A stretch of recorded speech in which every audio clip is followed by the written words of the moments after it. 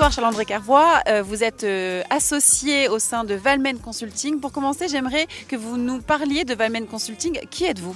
Valmen Consulting est un cabinet de conseil dédié au secteur de l'assurance. Nous intervenons chez l'ensemble des acteurs de l'assurance sur l'ensemble du périmètre de la chaîne de valeur, du marketing, de la distribution, des opérations, du digital et évidemment tout ce qui est fonction support.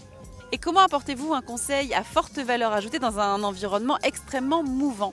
Comment on apporte de la valeur? Via les spécialités de nos consultants qui sont des experts chacun dans leur domaine, que ce soit, comme on dit tout à l'heure, en marketing, en distribution, en opération, avec une vraie valeur ajoutée sur ces périmètres-là. Ce qu'il faut aussi voir, c'est qu'on est à la pointe de la réglementation et de l'actualité, ce qui est quand même pour nous vraiment fondamental. Et enfin, on publie tout un tas d'études qui sont extrêmement enrichissantes pour nous, et notamment le fait que le Cercle Lab, on a fait des études sur les espaces clients, sur les extranets de courtiers, sur l'assurance affinitaire, et tout dernièrement, on vient de publier une étude sur le lead transformation. Et dernière question, quels sont les points de vigilance que doivent avoir en tête les acteurs de l'assurance pour garder et développer leur position?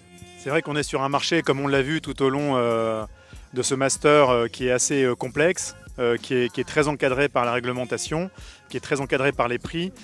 Et c'est vrai que du coup, pour nous, ce qu'on retient, on a quelques convictions sur le sujet, c'est il faut une efficacité opérationnelle qui soit extrêmement poussée, et ce sur toute la chaîne, que ce soit au moment de la distribution, au moment de la vie du contrat, et comme au moment du paiement du sinistre, que, comme on l'a vu, c'est vraiment la pierre angulaire et la promesse première d'un assureur que d'être présent au moment du sinistre. La seconde, il y a évidemment un gros travail sur tout ce qui est communication. On est aujourd'hui sur des projets qui sont complexes, des projets qui sont soit métiers, digitaux, qui impactent beaucoup le système d'information et qui donc vont imposer de la transversalité des acteurs et qui nécessitent du coup beaucoup de communication entre les départements, mais également auprès des assurés, voire des courtiers de proximité si on passe par de l'intermédiation.